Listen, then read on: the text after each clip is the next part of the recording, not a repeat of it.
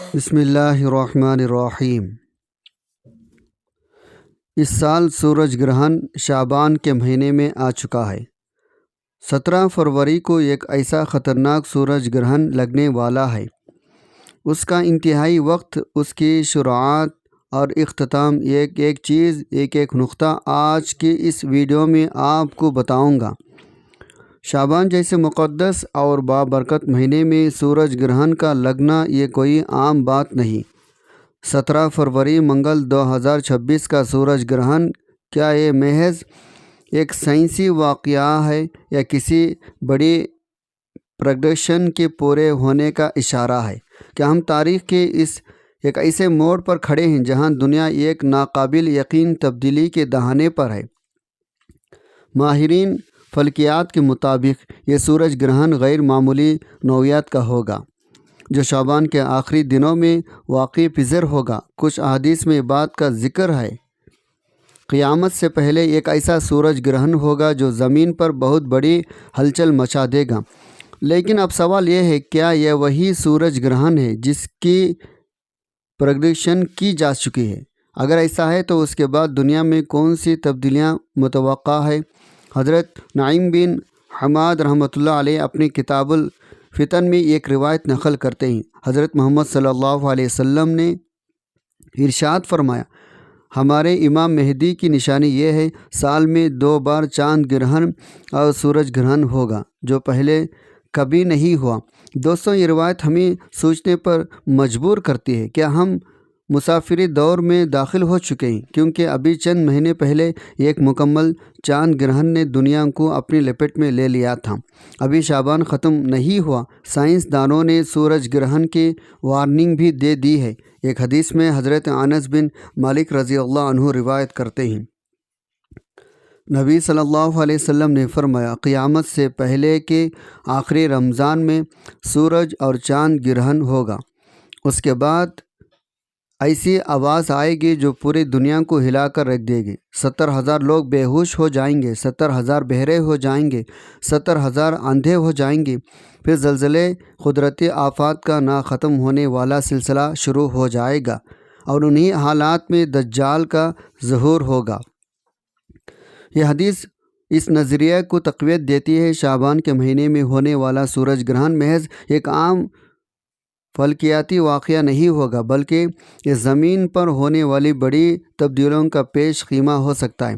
اگر science point of view سے دیکھا جائے تو سورج گرہن کے دوران زمین چاند سورج کی ایک سدی میں آ جاتی ہے، جس سے زمین پر کشش ثقل کے اثرات بڑھ جاتے ہیں۔ یہ اثرات صرف سمندروں پر نہیں بلکہ زمین کے اندرونی برتوں پر بھی پڑتی ہیں، جس سے آتش فشاں لاوابن کے متحرک ہو سکتے ہیں اور زلزلوں کے امکانات کئی گنا بڑھ سکتے ہیں۔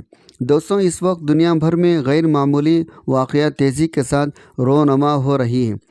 اسرائیل فلسطین کی جنگ، ایران اسرائیل کی کشادگی، روس اور یوکرین کی جنگ، امریکہ اور یمن کی بڑھتی ہوئی دشمنی، یہ سب ہمیں کسی بہت بڑے عالمی طوفان کا اشارہ دے رہی ہے۔ کچھ ہی عرصے پہلے افریقہ میں زمین کے دھنسنے کے واقعات، کیلیفورن کے ساحل پر سمندر میں غیر معمولی اتار چڑھاؤ، دنیا کے مختلف حصوں میں دریاؤں کا سرخ ہو جانا، یہ سب وہ نشانیاں ہیں جنہیں نظر انداز نہیں کیا جا سکتا۔ اب سوال یہ ہے، کیا یہ سب کچھ کسی بہت بڑی تبدیلی کی طرف اشارہ ہے؟ کیا 17 فروری 2026 کا سورج گرہن کا وہ اشارہ جس کے بعد دنیا میں وہ واقعتاً پیش آئے گی جو تاریخ میں پہلے کبھی رونما نہیں ہوئی؟ اگر ہم احادیث پر غور کریں تو یہ وقت آزمائش کا وقت ہوگا۔ دجال کے خروج کو ایسا رنگ دیا جائے گا، بہت سارے لوگ اسے حق سمجھ کر اس کے پیچھے چل پڑیں گے، اور کمزور ایمان والے گمراہوں کا شکار ہو جائیں گے۔ مسلمانوں کے لیے یہ ایک عظیم آزمائش کا وقت ہوگا۔ ابھی یہ کہنا قابل عرض وقت ہوگا، آئے 17 فروری 2026 کا سورج گرہن وہی نشانی جس کا ذکر احادیث میں کیا گیا، لیکن یہ طے ہے، ہمیں اللہ کی طرف رجوع کرنا ہوگا، اپنے ایمان کو مضبوط کرنا ہوگا، اپنے اعمال کی اصلاح کرنی ہوگی، اور ان نشانیوں کو محض اتفاقیہ سمجھ کر نظر انداز نہیں کرنا چاہیے۔ یہ وقت دنیاوی معاملات میں گم ہونے کا نہیں بلکہ اللہ تعالیٰ کی طرف رجوع کرنے کا، نماز اور دعا میں اضافہ کرنے کا اور ایمان کو مضبوط کرنے کا وقت ہے۔ اللہ تعالیٰ ہمیں ہر فتنے آزمائش سے محفوظ رکھے اور ہمیں حق پر ثابت قدم رہنے کی توفیق عطا فرمائے، آمین۔ پاکستانی وقت کے مطابق جزو گرہن کا آغاز تقریباً دوپہر 2:55 پر ہوگا۔ مرکز حلقہ نماز مرحلہ شروع تقریباً 4:43۔ گرہن کا عروج تقریباً شام 5:12۔ مرکز مرحلہ ختم تقریباً شام 5:51۔ مکمل اختتام تقریباً شام 7:28۔ لیکن اس کی احتیاط صبح سے لے کر رات تک کی جائے گی تو بہتر ہے۔ یاد رکھیے گا، سورج گرہن چاند گرہن کا لگنا رب کریم کی نشانیوں میں سے ایک ہے۔ اب جو حاملہ عورتیں ہیں ان کو باہر نہیں نکلنا چاہیے۔ جو کم سن بچے ہیں ان بچوں کو بھی باہر مت نکالے گا، آسمان کی طرف نظر نہیں اٹھائے گا، کہیں ایسا نہ ہو خدا نخواستہ آپ کے بچوں کی نظر پر برا اثر پڑ جائے۔ جو حاملہ عورتیں ہیں خدا نخواستہ کہیں ایسا نہ ہو ان کا حمل ضائع ہو جائے، کہیں ایسا نہ ہو سورج کی تیزی شعاؤں کی وجہ سے وہ بچہ پیٹ کے اندر ہی کٹ جائے، کیونکہ جب سورج اور چاند کو گرہن لگتا ہے تو پورے دنیا میں اندھیرا چھا جاتا ہے، پھر شیطان کے اولادیں باہر نکلتی ہیں۔ اس طرح کے بہت زیادہ باتیں ہم سب کے درمیان آ رہی ہے جو قصے کہانیوں کے سوا اور کچھ بھی نہیں۔ سائنسی تبصرہ نگار بھی بہت سارے باتیں کر رہی ہے۔ دوستوں، آج کی اس ویڈیو میں ایک نقطہ قرآن حدیث کی روشنی میں بتاؤں گا، لیکن اس سے پہلے آپ سے گزارش ہے آپ کو کوشش کر کے جلد از جلد باقی اپنے تمام دوستوں تک، اپنے پیاروں تک اس ویڈیو کو زیادہ سے زیادہ شیئر کریں تاکہ آپ پیارے، آپ کے چاہنے والے اور جن لوگوں کو آپ چاہتے ہیں وہ بھی اس خطرناک وقت سے بچ سکے اور اپنی حفاظت کر سکے۔ اب آپ نے کرنا کیا ہے؟ آپ نے کرنا صرف اتنا ہے، اس ویڈیو کو مکمل دیکھنا ہے۔ اگر آج آپ اپنے قیمتی وقت میں سے صرف چند منٹ اس ویڈیو کو دے دیں گے، میں آپ کو یقین دلاتا ہوں آپ کا یہ قیمتی وقت ضائع نہیں جائے گا۔ دوستوں، سائنسدانوں نے اس بات کا انکشاف کیا ہے، دنیا ایک بہت بڑی تبدیلی سے گزرنے والی ہے۔ یہ تبدیلی ایک ایسی خوفناک سورج گرہن کی وجہ سے رونما ہوگی جو دنیا کا نقشہ ہی بدل دے گی۔ سورج گرہن کے بارے میں کئی پیشن گوئیوں کے جاری ہے۔ دنیا بھر میں کئی طرح کی تبصرے جاری ہیں۔ اس کے نتیجے میں ہونے والی تبدیلیوں کے بارے میں کئی طرح کے اندازے لگائے جا رہے ہیں۔ اس کے سارے پہلوؤں کا جائزہ لیا جا رہا ہے، جس کے بعد ایک اور خبر سامنے آئی ہے۔ یہ سورج گرہن زمین پر دوسری بہت سی تبدیلیوں کے ساتھ ساتھ شدید قسم کے زلزلوں کا سبب بھی بنے گا۔ امریکی سروے نے اپنی رپورٹ میں جاری کر دی ہے جس میں ان جگہوں کے بارے میں بتایا جو زلزلوں کے لیے حساس حیثیت رکھتی ہیں۔ ان مقامات کے نیچے زمین کی گہرائی میں موجود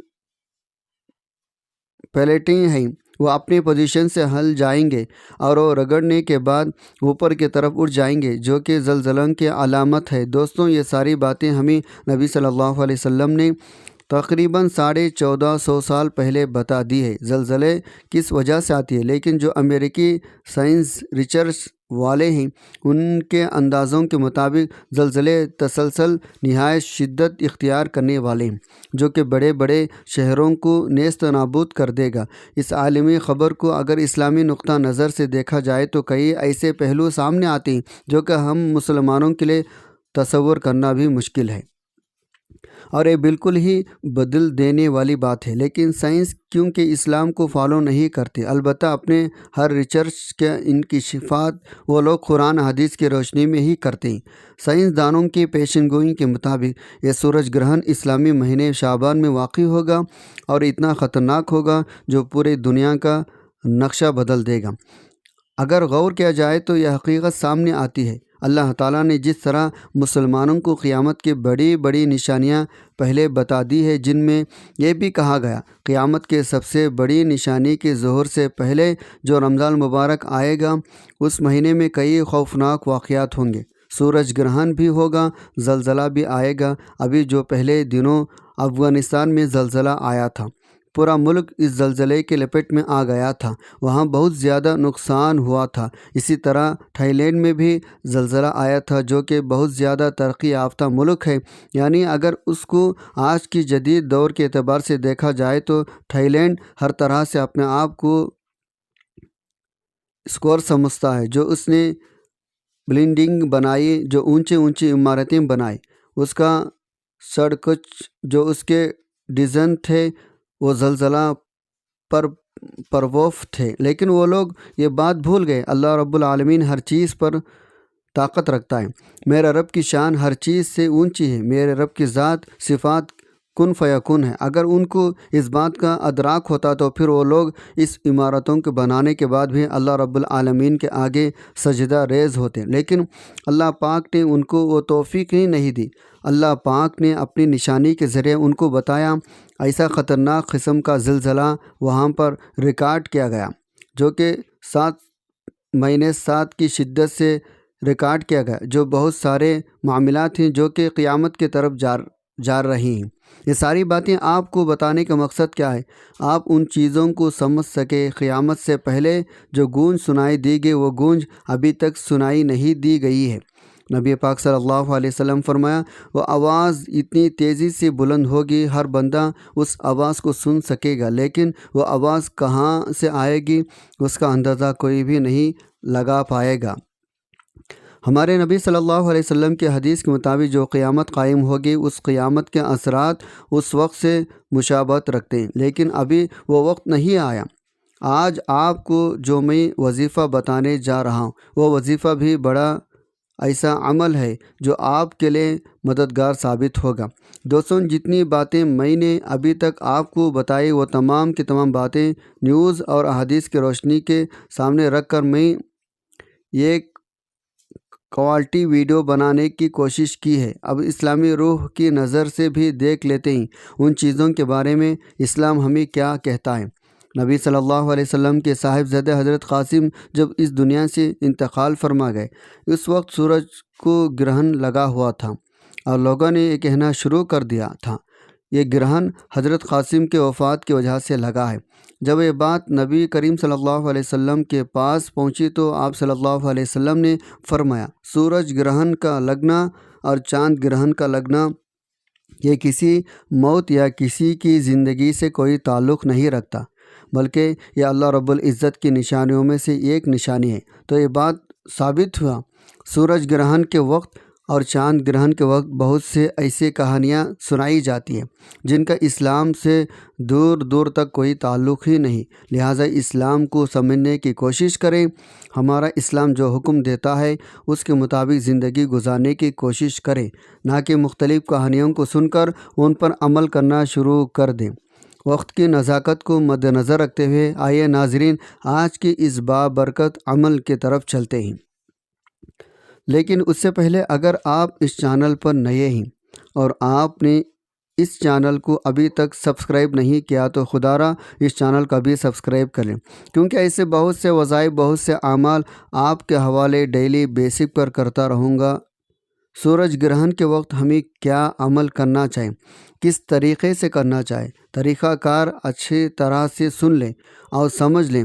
حضرت ابو موسیٰ رضی اللہ عنہ فرمایا، سورج کو گرہن لگا تو نبی کریم صلی اللہ علیہ وسلم پر ایسی کیفیت طاری ہوئی جیسے قیامت آ گئی ہو۔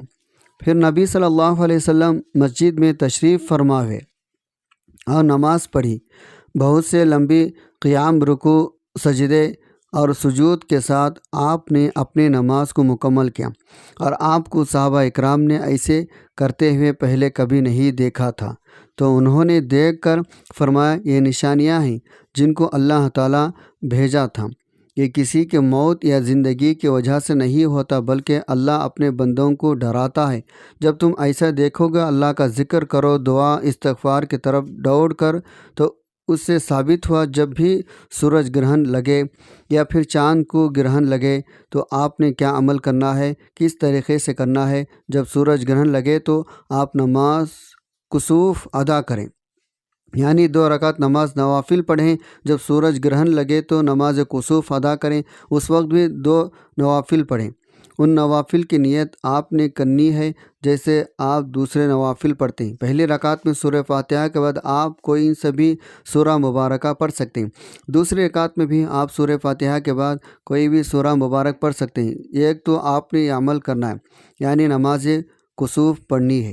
یاد رکھے گا، نماز کسوف چاند گرہن کے وقت پڑھی جاتی ہے، نماز کسوف سورج گرہن کے وقت پڑھی جاتی ہے، اور اس بار جو سورج گرہن لگنے والا ہے وہ بہت زیادہ تیز لگے گا۔ بالکل ایک لائن میں، ایک شریٹ لائن میں چاند بھی سورج دونوں آنے والے ہیں، یعنی دن کے اندر اندھیرا چھا جائے گا تو آپ باہر نکلنے سے اجتناب کریں، کیونکہ جو سورج چاند کو ٹکڑا کر روشنی میں ہمیں ملے گی وہ روشنی ہمیں جسم کی متاثر کرے گی، کیونکہ روزانہ جو ہم سورج سے روشنی حاصل کرتے ہیں وہ ہمارے جسم کو تر و تازہ کرتے ہیں، لیکن اس بار جو روشنی ہمیں ملے گی بڑی منفرد ملے گی، اور نہ ہی آپ نے سوچنا ہے میں باہر نکلا میرے سر میں درد ہو رہا ہے، سورج کی شعاعیں برداشت نہیں ہو رہی، میں بے ہوش ہونے والا ہوں یا بے ہوش ہونے والی ہوں۔ تو بہتر چیز یہ ہے وسوسوں میں نہ پڑھیں اور اپنے گھر میں موجود رہیں، باہر نہ نکلیں تو زیادہ بہتر ہے، چونکہ جو روشنی نکلے گی وہ ہمارے جسم کے لیے ایک نئی روشنی ہوگی، جو کہ زمین، سورج، چاند تینوں ایک اسٹریٹ لائن کے اندر آ گئے ہیں، روشنی ان کو ٹکرا کر ہم تک پہنچ رہی ہے۔ روزانہ جو روشنی ہمیں سورج کی ملتی ہے وہ ڈائریکٹ پیٹھ کی طرف سے ملتی ہے، اس لیے وہ روشنی ہمارے لیے صحیح ہے، ہم اس کی روشنی کے عادی ہیں، اس لیے ہمارے باڈی اس روشنی کو دیکھ کر کچھ نہیں کرتی، لیکن جب ہمیں سورج گرہن والی روشنی ملے گی تو اس سے ہمارے جسم کے اندر بہت ساری چیزیں پیدا ہو سکتی ہیں، مثلاً دانوں کا نکل آنا، رنگ کا کالا ہو جانا، جلد کا جل جانا، اس کے علاوہ چکر آنا، آنکھیں دھندلے ہو جانا، بہت سارے ایسے سائنس کی روح سے آپ کے ساتھ انکشافات ہو سکتے ہیں، لیکن آپ نے وسوسوں میں نہیں پڑنا، کامل ایمان کے ساتھ اس وقت کو آپ نے برداشت کرنا ہے۔ پہلا کام تو آپ نے نماز کسوف ادا کرنی ہے، دوسرا کام آپ نے کون سا کرنا ہے؟ دوسرا کام آپ نے استغفار پڑھنا ہے۔ استغفار بہت سارے ہیں، آپ کون سا بھی پڑھ سکتے ہیں، استغفر اللہ پڑھ لیں، یہ بھی بہت افضل ہے۔ اگر آپ لا حول ولا قوت الا باللہ العلی العظیم پڑھیں گے تو یہ بھی گناہوں کو بخشش کی طرف لے جاتا ہے۔ اگر آپ استغفر اللہ ربی من کل ذنب واتوب الیہ پڑھیں گے تو یہ بھی آپ کو اسی طرف لے کر جائے گا۔ آپ نے پہلے نمبر پر 2 نوافل بتائے گئے طریقے سے پڑھ لیں، جو کہ نماز کسوف ہے، آپ نے پڑھ لی جو نبی صلی اللہ علیہ وسلم نے پڑھی تھی، یعنی جو نبوی عمل میں آپ کی خدمت میں لے کر حاضر ہوا ہوں۔ اس عمل کو آپ نے بالخصوص کرنا ہے، کیونکہ اس کی حیثیت ہے، اس کا ایک وجود ہے جو میں نے آپ کو بتایا ہے، اور دوسرے نمبر پر آپ نے استغفر اللہ پڑھنا ہے، لا حول ولا قوت الا باللہ پڑھ لیں یا استغفر اللہ ربی من کل ذنب واتوب الیہ پڑھ لیں، ان تینوں میں سے کوئی ان سا بھی پڑھ لیں۔ آپ نے استغفار صرف اور صرف 313 بار پڑھنا ہے، یعنی کثرت سے آپ نے پڑھنا ہے، 313 کی جو تعداد ہے وہ کثرت میں آ جاتی ہے۔ نبی پاک صلی اللہ علیہ وسلم نے اپنی حدیث میں یہی فرمایا تھا، کثرت سے استغفار کرو، تو آپ کو کثرت سے استغفار کرنے کا بتا رہا۔ اب تک آپ نے 2 کام کر لے، اب تیسرے نمبر پر آپ نے کون سا کام کرنا ہے؟ اب اکابرین کا بتایا ہوا ایک وظیفہ آپ کو بتانے لگا ہوں، اس کو آپ پڑھ لیں، کیونکہ جب آپ نے نماز کسوف بھی ادا کر لی اور آپ نے استغفار بھی پڑھ لیا تو کیوں نہ اللہ پاک کو راضی کرنے کے بعد اللہ پاک سے اپنے رزق کے لیے آسانیاں مانگ لی جائے۔ تو تیسرا کام، آپ اللہ پاک کا وہ نام پڑھیں گے جس کی میرے رب نے خود قسم کھائی ہے۔ آپ نے یا فتاح یا رزاق کو پڑھنا ہے۔ یا فتاح یہ وہ نام ہے جس کے میرے رب نے خود قسم کھائی، ارشاد فرمایا، کہا میرے اس نام سے کوئی بھی مانگتا ہے میں اس کو عطا کرتا ہوں۔ آپ نے یا فتاح یا رزاق دونوں کو ملا کر پڑھنا ہے۔ کیسا پڑھنا ہے، کتنے بار پڑھنا ہے، ملاحظہ فرمائیں۔ یا فتاح یا رزاق ایک بار ہو گیا، یا فتاح یا رزاق 2 بار ہو گیا، یا فتاح یا رزاق 3 بار ہو گیا۔ اس طرح سے آپ یا فتاح یا رزاق کو ہاتھوں کے انگلیوں پر پڑھ لیں یا تسبیح کے دانوں پر پڑھ لیں۔ آپ نے صرف 41 بار پڑھنا ہے۔ اس کے بعد آپ نے آخر میں 3 بار درود پاک پڑھ لیں۔ درود پاک پڑھنے کے بعد دونوں ہاتھ اٹھا کر دعا کریں، میرا رب آپ کی دعاؤں کو قبول منظور فرمائے گا۔ حصول برکت ثواب کی نیت سے میرے ساتھ بھی آپ لوگ دعا کر لیں۔ اللہ پاک ہمیں اس بڑی تباہی سے بچائے گا۔ اے میرے مالک و مولا، تو رحمان ہے، تو رحیم ہے، تو کریم ہے، تجھے تیری شان کریم کا واسطہ۔ اے اللہ، آج جو شخص بھی ہاتھ اٹھا کر تیرے آگے دعا کر رہا ہے، اے اللہ تیرے سامنے زاریاں کر رہا ہے، اے میرے اللہ ان سب کو دن دگنی رات چگنی ترقی عطا فرما۔ اے اللہ ہمارے تمام صغیرہ اور کبیرہ گناہوں کو معاف فرما دے۔ اے اللہ نیکیوں میں زیادتی عطا فرما۔ اے اللہ ہم سب مسلمانوں میں سے اگر کوئی بے روزگار ہے تو اس سے اے اللہ سب کو کشادہ روزگار عطا فرما۔ جو بے اولاد ہیں ان کو اولاد نرینہ عطا فرما۔ اے اللہ جو میری بہنیں حمل سے ہیں، اے اللہ میری تمام بہنوں کی حفاظت فرما، ان کے حمل کی حفاظت فرما، ان کی بچوں کے پورے اعضاء کے ساتھ صحت مند پیدا فرما۔ اے اللہ ان کو سلامت رکھ، کسی کی گود کو مت اجاڑنا۔ بے شک اے اللہ تو بہترین حفاظت فرمانے والا مہربان ہے۔ آج ہم لوگ اپنے آپ کو تیری حفاظت میں دیتے ہیں۔ اے میرے مالک مولا، ہمارے ملک کو زلزلے سے محفوظ فرما، ہمارے ملک کو میرے مولا اپنے غضب سے بچا لے۔ اے اللہ اپنی مدد کو جاری فرما دے۔ اے اللہ ہم تیرے آگے ہاتھ اٹھا کر دعا کر رہے ہیں، تو جو ابھی سورج گرہن کو لگا رہا ہے، اے اللہ تو ہم سب کی حفاظت فرما۔ اے اللہ کیونکہ ہم تیرا کلمہ پڑھنے والے ہیں، تیرے حبیب کے نام لینے والے ہیں، اے اللہ ہم سب کو تو سلامت رکھ۔ جو بھی اس فانی دنیا سے انتقال کر گئے ان کی قبر کو منور فرما، ہم سب کو سلامت رکھ، ان کی بخشش فرما، ان کے درجات میں بے حساب بلندیاں عطا فرما۔ آمین ثم آمین۔ دعا ہے رب کریم میرا سنانا آپ کا سننا اپنے پاک بارگاہ میں قبول و منظور فرمائے، جو مانگا مقدر فرمائے، جو نہیں مانگ سکے بن مانگے عطا فرمائے۔ آمین ثم آمین۔ ناظرین اپنے رزق میں برکت اور وسعت کے لیے اللہ تعالیٰ کے 99 ناموں میں سے کوئی ایک نام کمنٹ میں ضرور لکھے گا۔ جزاک اللہ خیراً کثیرا۔ اللہ تعالیٰ ہم سب کا حامی و ناصر و امین۔ السلام علیکم ورحمۃ اللہ وبرکاتہ۔